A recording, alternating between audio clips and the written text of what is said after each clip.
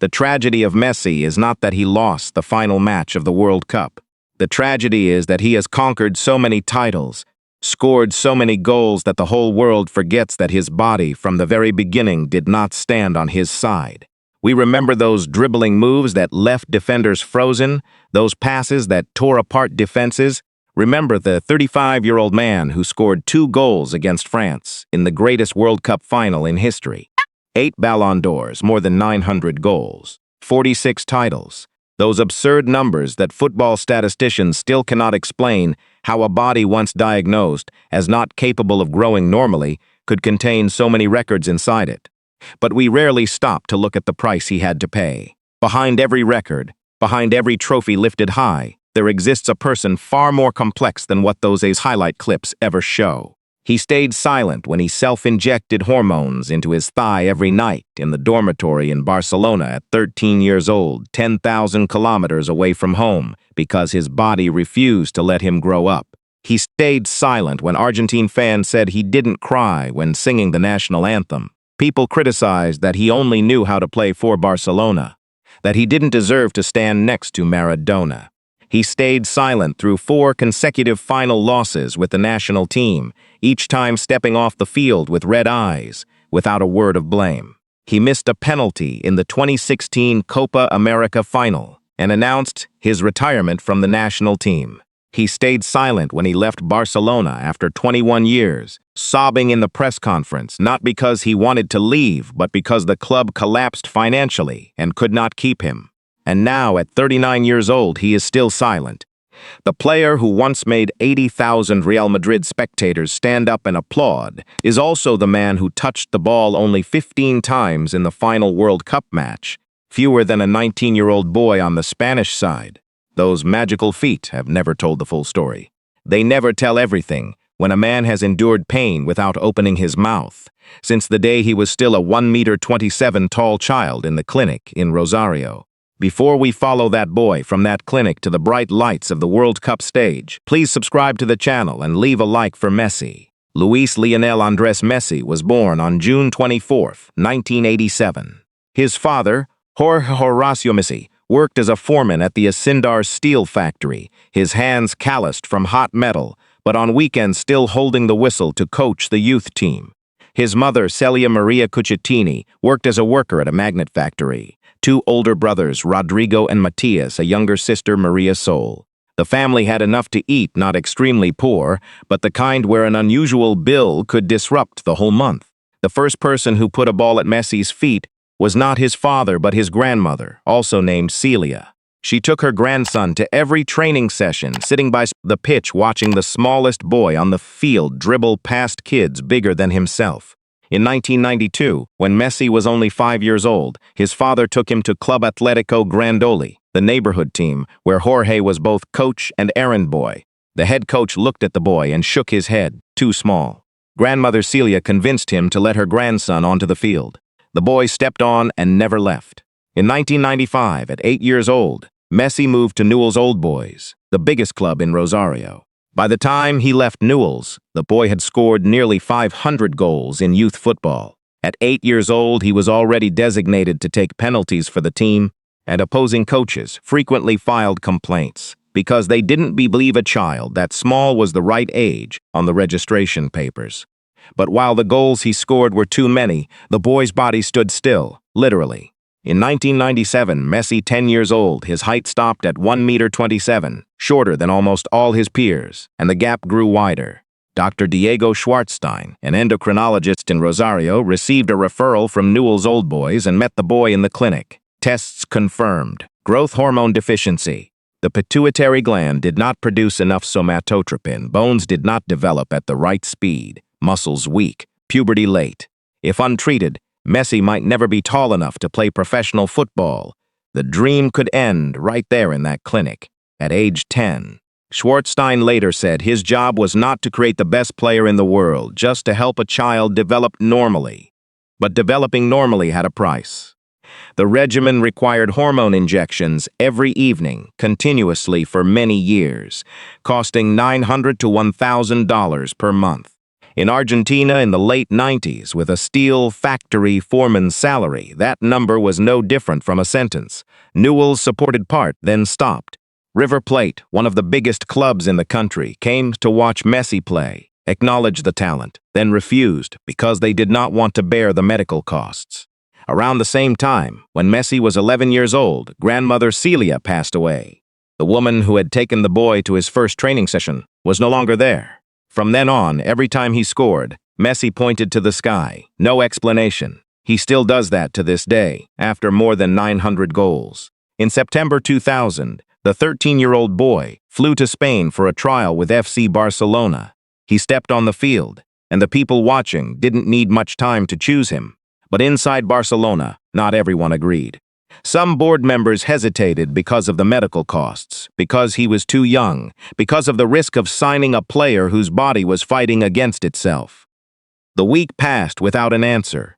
Jorge Messi called Carles Rexach, Barcelona's technical director, and said straight, if not resolved soon, father and son would return to Buenos Aires. On the evening of December 14, 2000, Rexach sat down for dinner with two representatives, Horacio Gajoli and Josep Maria Minguella, at the Pompeia Tennis Club restaurant in Barcelona. No official papers. Rexach called the waiter, asked for a napkin, wrote in blue ballpoint pen, at Barcelona on December 14, 2000, in the presence of Messrs. Minguella and Horacio, Carles Rexach commits under his personal responsibility, despite opposing opinions, to sign the player Lionel Messi. That 16.5 by 16.5 centimeters napkin became the most famous contract in football history. In 2024, it was auctioned at Bonhams, London, for nearly $1 million. That same evening, President Joan Gaspart confirmed the official agreement. Barcelona agreed to cover all treatment costs and provide a scholarship at La Masia. Condition: the family had to move to Spain. Jorge Messi took his son. Mother and siblings tried to follow but could not adapt, then returned to Argentina. The 13-year-old boy stayed with his father, only his father, in a Catalan-speaking city, more than 10,000 kilometers from home. Messi entered the La Masia dormitory, where it had trained Xavi Hernandez and Andrés Iniesta, surrounded by young Spanish players who were taller, stronger, and belonged there in a way that he did not. The first year, he barely spoke. Teammates at La Masia really thought the Argentine boy was mute. He cried every night for many months. And every night, before crying, he self-injected hormones into his thigh. No mother sitting beside him, no grandmother Celia. Only the needle, the vial of medicine, and the darkness of a room that was not his home. While children his age in Rosario played ball in the alleys, then ran home to eat asado on Sunday with family, Messi sat alone, forcing his body to grow millimeter by millimeter with willpower and chemicals. Then the body responded. Slowly, centimeter by centimeter. Messi reached 1.70 meters, enough to step into professional football, even though he was still shorter than almost all the colleagues he would meet in the next 20 years. Messi and Barcelona's youth teams performed magic that forced La Masia's famously patient training system to push him up to play with players 2, 3, then 4 years older. On October 16, 2004, at age 17, Messi debuted for Barcelona's first team in the Catalan derby against Espanyol at the Olympic Montjuic Stadium. Coach Frank Rijkaard brought him on from the bench in the 82nd minute, and 8 minutes later the teenager had shown he belonged on this stage. On May 1, 2005, Messi scored his first goal in his professional career, becoming the youngest player to score for Barcelona in La Liga history, 17 years, 10 months, 7 days old. He didn't celebrate loudly, didn't run to the stands, didn't slide on his knees, scored, turned back, continued playing. Silence had been his nature, but real silence began to speak when Pep Guardiola arrived at Barcelona in the summer of 2008. Guardiola saw in Messi what no coach before had fully seen, not just a winger with speed and technique, but a tactical brain that could control the entire match if placed in the right position. Guardiola moved Messi from the right wing to the center, into the position later called the false nine, a number 9 who didn't stand still up front, but dropped deep to receive the ball, pulled defenders out of position, created space for teammates, then tore apart that space himself. That tactical decision changed football history. On May 27, 2009, at the Olimpico Stadium in Rome, Barcelona defeated Manchester United 2-0 in the Champions League final. Messi scored the second goal with a header, jumping up between two defenders taller than him by a full head, sending the ball into the far corner. The boy, who was once 1.27 meters tall, once diagnosed that his bones did not develop at the right speed, once rejected by River Plate because his body was too small, now headed the ball into the opponent's net in the biggest club football final. The body that was once the enemy now was the weapon. 2 years later, on May 28, 2011, at Wembley, Barcelona again faced Manchester United in the Champions League final, and Messi scored again, and he stayed silent again. 4 consecutive Ballon d'Ors, 2009, 2010, 2011, 2012, an achievement no one had achieved before him, and no one has repeated after him. Then in 2012, in 12 calendar months, from January to December, he scored 91 goals for club and national team, breaking Gerd Müller's 85-goal record that had stood firm for 40 years. 91 goals. Guinness World Record, a number that until today, in 2026, no one has come close to. In the 2011-2012 season alone, he scored 73 goals, a European record for a single season. The boy, who was once 1.27 meters tall, now scored more goals than any player in football history in a span of 365 days, and he did all that while almost never opening his mouth. No press conferences praising himself, no manifestos on social media, no arguments with journalists. Score, turn back, continue playing. Silence was not weakness. Silence was how Messi conquered. Over 17 seasons at Barcelona, from 2004 to 2021, he played 778 matches, scored 672 goals, becoming the player with the most goals for a single club in the entire history of football. 10 La Liga titles, 4 Champions Leagues, 7 Copa del Rey, 474 goals in La Liga, all-time top scorer of the competition, 36 La Liga hat-tricks, a record, 8 Pichichi titles, a record. The numbers so large, they stopped resembling numbers and started resembling mythology. But numbers only tell half the story. The other half is what numbers never touch. Because all those records, all 672 goals, 10 La Liga titles, 4 Champions Leagues, 8 Ballon d'Ors, were scored while Messi wore the Barcelona shirt. When he took off the blue and red jersey and put on the blue and white of Argentina, the story was completely different. At Barcelona, Messi was the god whom 90,000 people at Camp Nou worshipped every weekend. In Argentina, he was a suspect. Too cold, too silent, too Barcelona.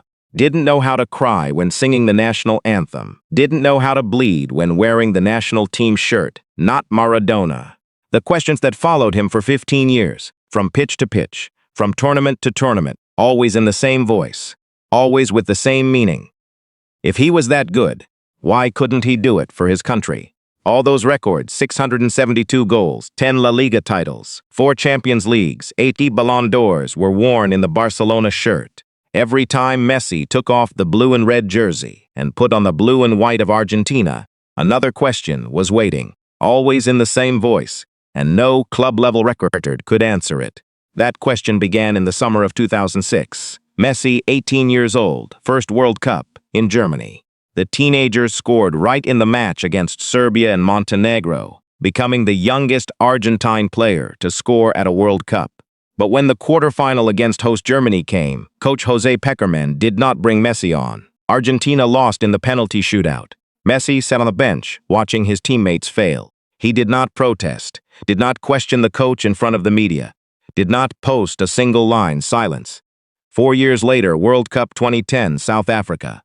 This time, Messi did not sit out. He started every match, but the shadow over him was heavier than any defender on the field.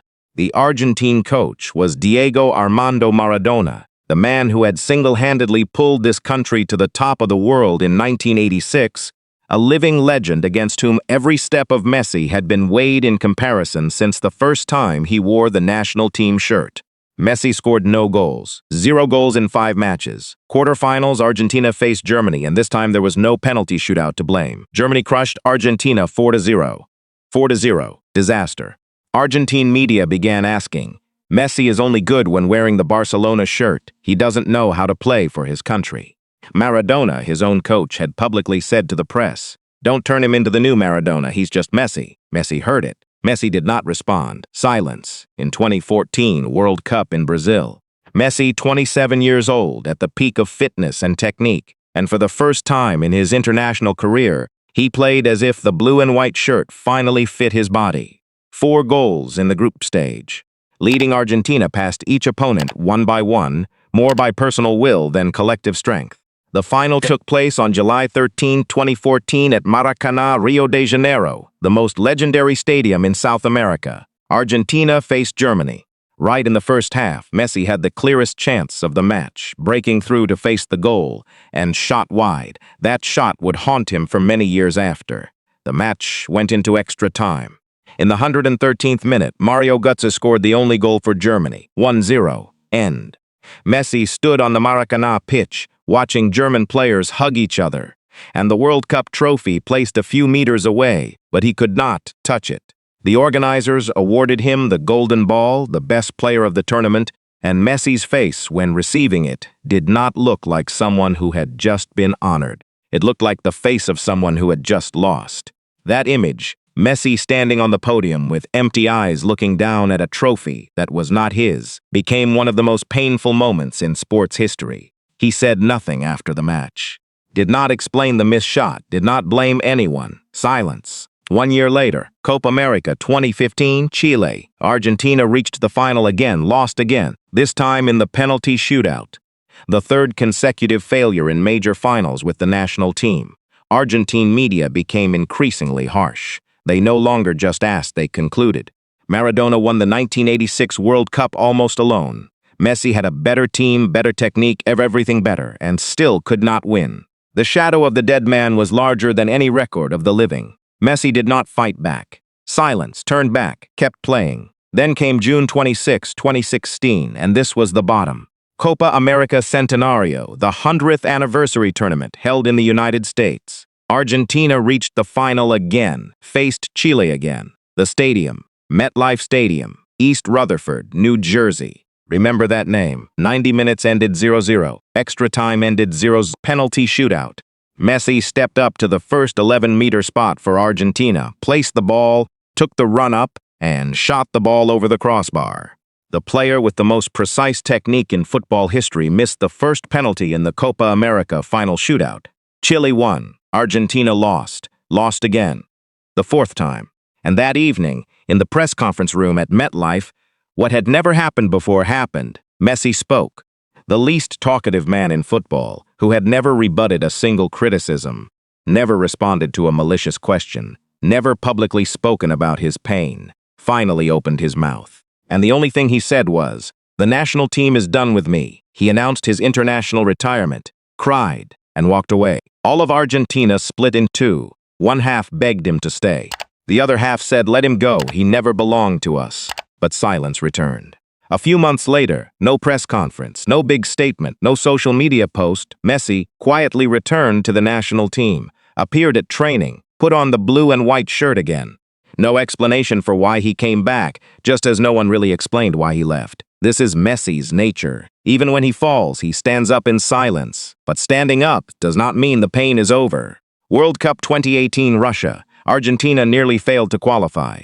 The last match, against Ecuador in Quito, needed a win to advance, and Messi scored a hat-trick, 3 goals by himself, in a 3-1 victory, to save the entire national team from elimination. He carried the national team to Russia on his shoulders. Then in Russia, everything collapsed.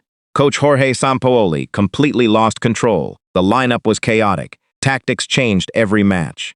In one moment, captured by cameras and broadcast around the world, Sampaoli turned to Messi on the sideline, asking him if he should bring Sergio Aguero on.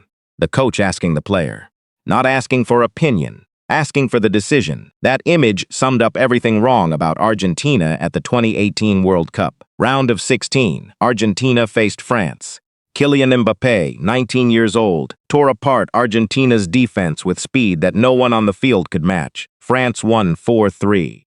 Messi, 31 years old, left the 2018 World Cup with eyes looking down at the grass, and the entire football world believed that was the last time, that he would never lift the World Cup trophy, that the question had its answer. 15 years wearing the national team shirt, 4 final losses, 0 major titles, compared to Maradona every day. Asked the same question after every tournament. And throughout those 15 years, Messi never responded, did not rebut the media, did not criticize teammates, did not blame coaches, did not write open letters, did not go on television to defend himself. He only stayed silent. Then, when the whole world had its answer, Messi tore up the page and started over. Summer of 2021. Messi, 34 years old, just coming off his saddest final season at Barcelona. The club sinking in financial crisis, contract expiring with no one knowing where he would go. Copa America took place in Brazil, on the home soil of their biggest rival amid the COVID-19 pandemic. In stadiums with no spectators or only a few thousand scattered people, no one had expectations. No one thought this would be the time the story changed. But Messi played that tournament as if he knew it was the last chance. 4 goals, 5 assists. Best player of the tournament. He not only scored, he controlled every match with the quiet power that 15 years of failure could not erode. On July 10, 2021, the final Argentina faced Brazil at Maracanã, the exact stadium where he stood watching Germany lift the World Cup 7 years earlier. The exact grass where the missed shot in the first half of the 2014 final haunted him for so many nights. Angel Di Maria scored the only goal. Argentina won 1-0. The final whistle sounded and Messi collapsed to the ground, hands covering his face, crying. But this time, for the first time in his international career, the tears did not carry despair. Teammates rushed over, swarmed him, lifted him into the air, a scene that 45 million Argentines had thought would never happen. The first international title after 16 years wearing the national team shirt, and for the first time Messi's silence needed no translation. The tears spoke for everything. But life did not allow him to stay in that moment for long. Just a few weeks after Copa America, on August 5, 2021, Barcelona called a press conference at Camp Nou, not to extend the contract, to say goodbye. The club carried more than €1 billion in debt, could not register a new contract for Messi, according to La Liga's financial regulations, even though both sides wanted to continue. 21 years ended, not because he wanted to leave, not because he stopped loving, but because circumstances did not allow him to stay. Messi sat in front of the microphone, tried to speak, and sobbed before he could utter a word. The image of him holding a tissue to wipe his tears became iconic. When he regained his voice, he said, "I did everything I could to stay. The club could not keep me because of financial regulations. I want to make it clear that I did everything in my power." The 13-year-old boy who once came to Camp Nou with a napkin with a promise, now is a 34-year-old man leaving Camp Nou with a napkin soaked in tears. He moved to Paris Saint-Germain, and the next 2 seasons felt like exile. Messi wore the PSG shirt but never belonged to Paris. The family did not adapt. Parc des Princes was not Camp Nou. After PSG was eliminated by Real Madrid from the 2021-2022 Champions League, Paris fans booed Messi himself, whistled every time he touched the ball. The man who was once worshipped by 90,000 people at Camp Nou every weekend now got booed by his own team's spectators. He was suspended by the club for 2 weeks for going to Saudi Arabia without permission. A rare disciplinary incident in the career of a person who had never caused trouble for anyone. Genius in the wrong place, silence in the wrong place. But in the midst of exile in Paris, the 2022 World Cup arrived, and everything Messi had endured in 17 years wearing the national team shirt poured into a single tournament. Qatar, November 2022.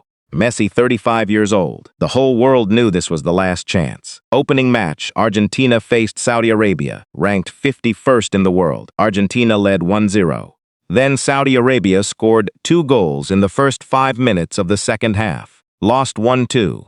The biggest shock of the tournament, the biggest shock in modern World Cup history. And everyone thought, here we go again, another tournament ending in disaster. The tragic script already written for Messi would repeat one last time. But Messi pulled the team up, match by match, goal by goal, decisive moment by decisive moment. He played that tournament not like a 35-year-old player trying to cling to the last chance, but like a man who had decided that the ending would not be written by anyone other than himself. And then came December 18, 2022, the final at Lusail Stadium, and what happened on the grass that night was the greatest World Cup final in football history. Argentina faced France. Messi scored from the penalty spot in the 23rd minute. Di Maria scored in the 36th minute. 2-0. Argentina completely in control. Then in the 80th minute, Kylian Mbappé scored. 97 seconds later, Mbappé scored the second. 2-2. Everything collapsed in less than 2 minutes. The match went into extra time. In the 108th minute, Messi finished from close range after a chaotic play in the penalty area, 3-2.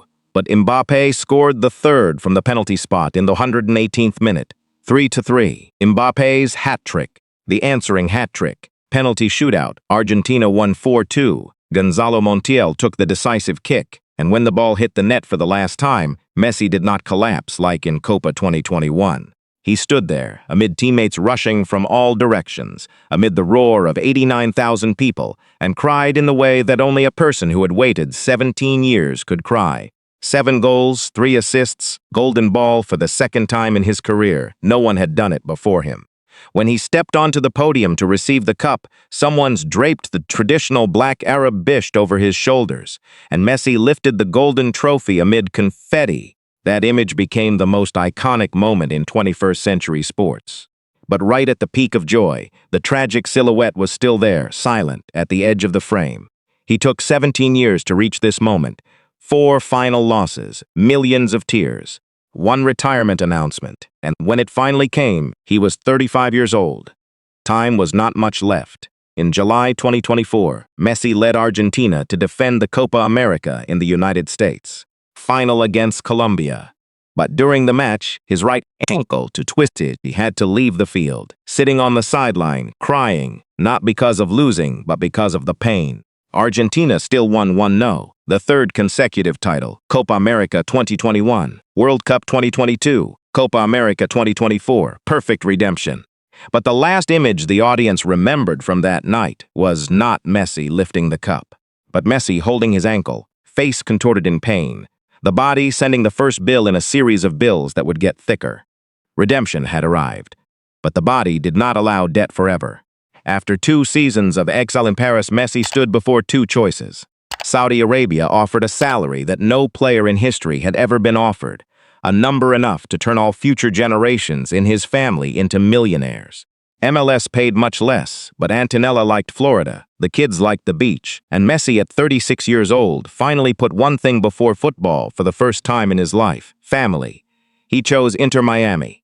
On July 21, 2023, debut match at DRV PNK Stadium, Messi came on from the bench in the 54th minute.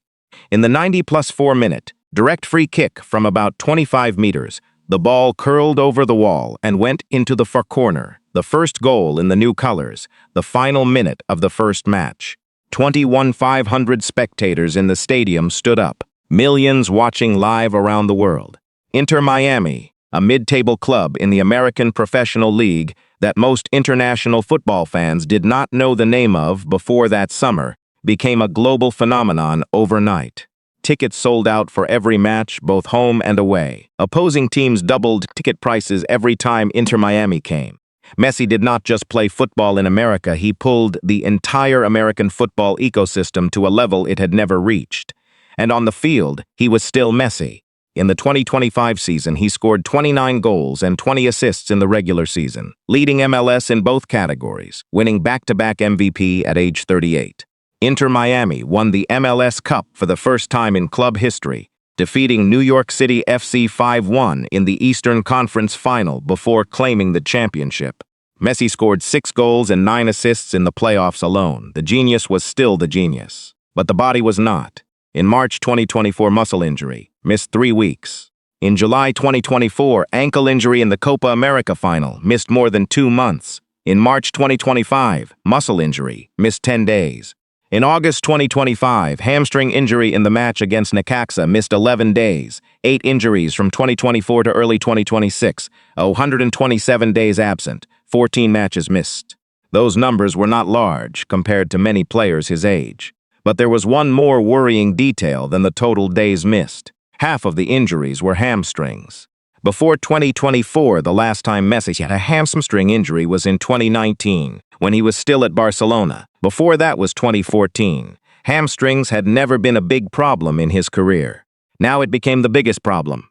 Messi's playing style was built on low center of gravity, sudden turns and sudden stops, movements that put extreme pressure on the back thigh muscle group. When a young athlete performs those movements, the muscles are elastic and recover quickly. When a 38-year-old man performs them, the muscles tear, heal with scar tissue less flexible than the original fibers, and under the pressure of a sprint or a long shot, that scar tissue tears again. Medical data shows that once an athlete suffers a hamstring injury, the risk of recurrence increases 3 to 5 times, not necessarily related to age, but age makes everything worse. The body refused to let him grow at age 10. Now at age 38, the body refused to let him continue. The circle closed. But off the field, for the first time in his life, Messi had what the field never gave him: peace. Antonella Rocuzzo, the girl he met at age 5 in Rosario, loved since 2007, married in June 2017, was still there. Still the only constant that did not change in the life of a man where everything else around spun continuously for 20 years. 3 sons, Thiago 14 years old, Mateo 11, Ciro 8, all 3 training at the Inter Miami Youth Academy, playing on the same grass their father trained on every morning. Life in Florida was peaceful in a way that late-period Barcelona was no longer peaceful, and Paris had never been peaceful. No paparazzi chasing like in Europe. No 24/7 media pressure like when wearing the Barca or PSG shirt. Just the sea, the sun, the kids running on the field, and Antonella posting family photos on Instagram occasionally. Messi once said that children changed everything in his life. That family was the reason he chose Miami instead of receiving 3 times the salary in Saudi Arabia. In a football world full of love scandals, all-night parties, and noisy divorces, Messi was the most inexplicable exception. A single love from age 5, no scandals, no drama, not a single rumor line with enough material to become an article. The silence in his private life was so consistent that it did not look like an effort to keep secrets, it looked like nature. But the peace in Miami could not hide the clock counting down on his body. Early 2026, before the MLS season began, Messi again suffered a left hamstring injury in a match in Ecuador, this time longer and more persistent than the previous ones. The whole world asked the same question: would he recover in time for the World Cup? Messi did not answer, did not confirm, did not deny, did not go on social media to reassure anyone. Just trained, just silence. Coach Lionel Scaloni said to the press, "Messi will always have a place in the national team whenever he wants." In June 2026, Messi entered the 6th World Cup of his career, more than any male player in history. Age 39, body cracked at every joint, hamstring was a time bomb, and silence, as always, was the only answer he brought onto the field. On June 11, 2026, the 2026 World Cup opened when the Argentine player list was announced. One name stood at the first line: Lionel Messi, 39 years old, 6th World Cup. 2006, 2010, 2014, 2018, 2022, 2026. More than any player in history, Argentina was the defending champion, aiming for an achievement no one had achieved since Brazil 1958 to 1962, consecutive titles. And Messi, the 4th consecutive major international title: Copa 2021, World Cup 2022, Copa 2024, World Cup 2026, a streak no one in men's football history had ever touched. The opening match on June 6, Argentina faced Algeria. Messi scored a hat-trick, 3 goals at age 39 minus 8 days. The man the whole world wondered if he could recover from the hamstring injury in time played as if he were 20 years old. The second match on June 22 against Austria, Messi scored 2 goals, 5 goals in 2 matches. The third match, against Jordan, Scaloni rested him. Argentina still won 3-1. The knockout round began, and each match was heavier than the previous. Round of 32, against Egypt, Argentina trailed, then came back to win 3-2, thanks to a late goal, the familiar pattern of this team in this tournament. Quarterfinals in Kansas City, against Switzerland. McAllister headed the opening goal from a Messi corner cross in the 10th minute, equalized in the 67th minute. Went to extra time for the 3rd time in the knockout rounds. Julian Alvarez scored the best goal of the tournament from outside the penalty area in the 112th minute. Lautaro sealed it 3-1. Semi-finals on July 15, Atlanta against England. Anthony Gordon put England ahead in the 55th minute. Argentina played like a team drowning. Then in the 85th minute, Messi passed from the left wing. Enzo Fernandez unleashed a long shot to score, 1-1. In the 90+2 minute, Messi crossed from the right wing. Lautaro Martinez headed into the far corner, 2-1. 2 goals in the last 7 minutes. 2 assists by Messi. 8 goals, 4 assists after 6 matches, leading the Golden Boot race. Argentina reached the final, and the final took place at MetLife Stadium, East Rutherford, New Jersey. MetLife Stadium. The same stadium where 10 years earlier, on June 26, 2016, Messi stood on this grass, having just missed a penalty in the Copa America Centenario final shootout, crying, telling the world that the national team was done with him. 10 years, same grass. And now, on July 20, 2026, he stood here again in the World Cup final with the chance to rewrite the ending that this stadium once gave him. Opponent, Spain, the team that had not lost a match under coach Luis de la Fuente, conceded only 1 goal in the entire tournament. Star, Lamine Yamal, 17 years old. Messi, 39, Yamal, 17, 22-year difference. 2 football generations standing on the same grass. The match began. In the 5th minute, Messi's best chance. Alvarez passed through the lines. Messi broke through. Only goalkeeper Unai Simon left. At age 25, Messi would have gotten there first. At age 39, he was 1 step slower. Simon rushed out, cleared the ball before Messi could touch it. The best chance of the match evaporated in half a second that his feet were no longer fast enough to reclaim. After the 5th minute, the match became torture. First half ended. Argentina had no shots, no touches in the Spanish penalty area. Second half ended. Argentina still had no shots. For the first time in history, a national team had no shots in 90 minutes of a World Cup final. Spain unleashed 20 shots, forcing Emiliano Martinez to make 11 saves, a historical record for a World Cup final. Messi touched the ball 15 times the entire match. Yamal touched it 26 times. The numbers did not lie. Argentina barely existed on the field that night. In the 90+3 minute, Enzo Fernandez committed a violent foul in midfield, received a second yellow card, was sent off. Argentina went into extra time with 10 men. First extra time, Spain pressed, Martinez saved, Argentina held on with pure survival instinct. Second extra time began. 39 seconds after the whistle, Pedro Porro crossed from the right wing. Nico Williams headed. Ferran Torres, the substitute, tapped in from close range. 1-0. Torres became the second substitute in history to score the decisive goal in a World Cup final. The first was Mario Götze in 2014, also against Argentina, also in extra time. Same opponent. Same script, same pain. Argentina had no strength left to resist. 10 men exhausted after 5 extra-time matches in the knockout rounds. Argentina's first and only shot came in the 117th minute from Messi's foot, too weak to threaten anyone. The final whistle sounded. Spanish players hugged each other. Argentine players collapsed on the field. Around them chaos, Molina shoving Rodri, Paredes pushing Gavi down. But Messi did not participate in any scuffles. He stood there, motionless, eyes red. Hands hanging limp, did not collapse, did not kneel, did not speak, silence. Argentine fans in the stands were stunned for a few seconds, then began chanting Messi's name, waving shirts, applauding, not mourning, but as if thanking. ESPN rated him 310 for the final, the lowest score for the greatest player in history. Scaloni said after the match, voice trembling, "I hope everyone feels proud of him, of what he has achieved, because he is the greatest player who ever stepped on the grass." MetLife 2016. Messi left the field in tears, announced giving up, said the national team was done with him. MetLife 2026.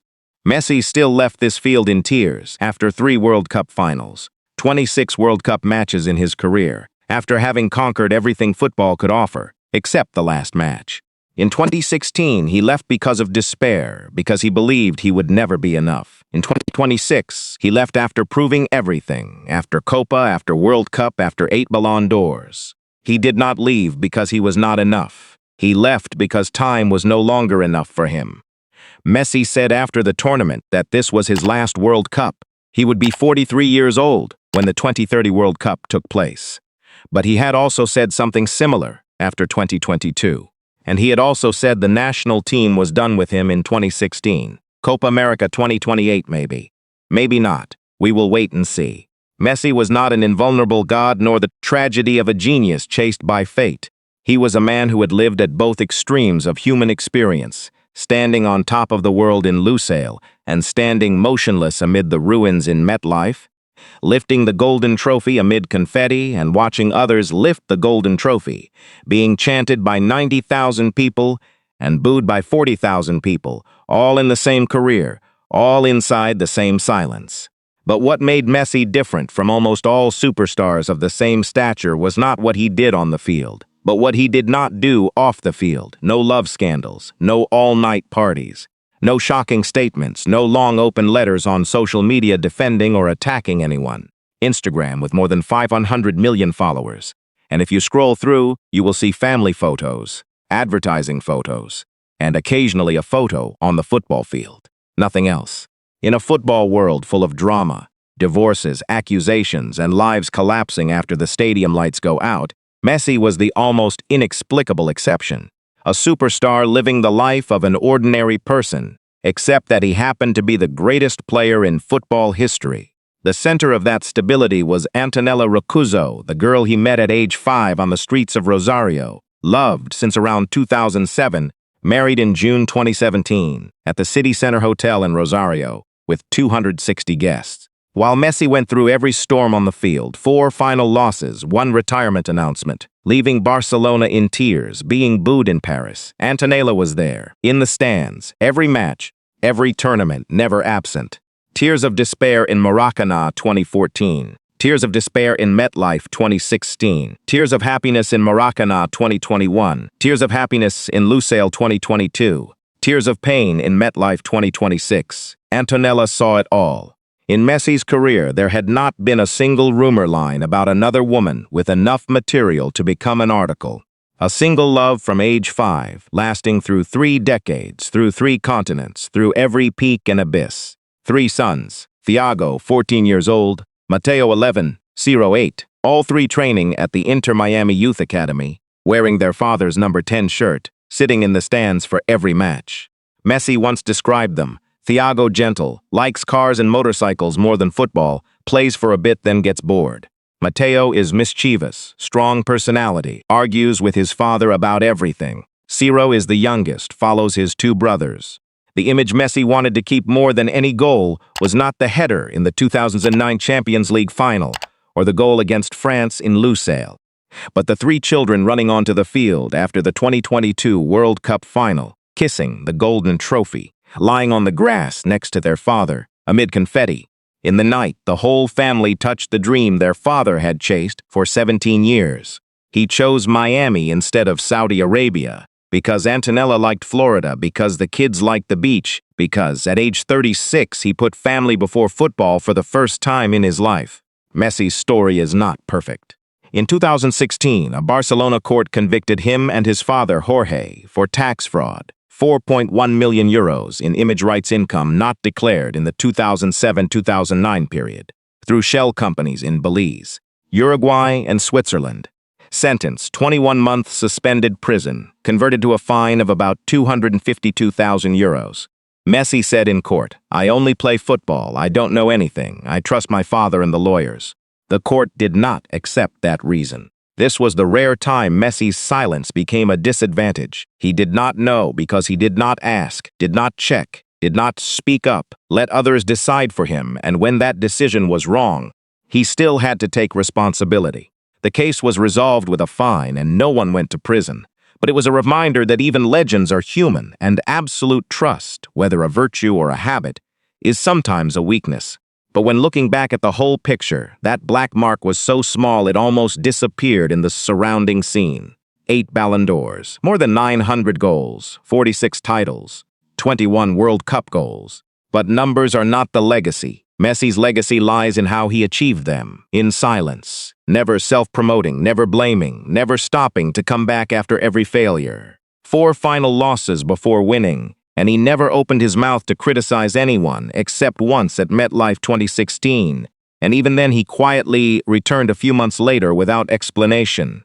In 1997, a 1-meter-27 tall boy injected hormones into his thigh every night alone in a dormitory in Barcelona, 10,000 kilometers from home, because his body refused to let him grow.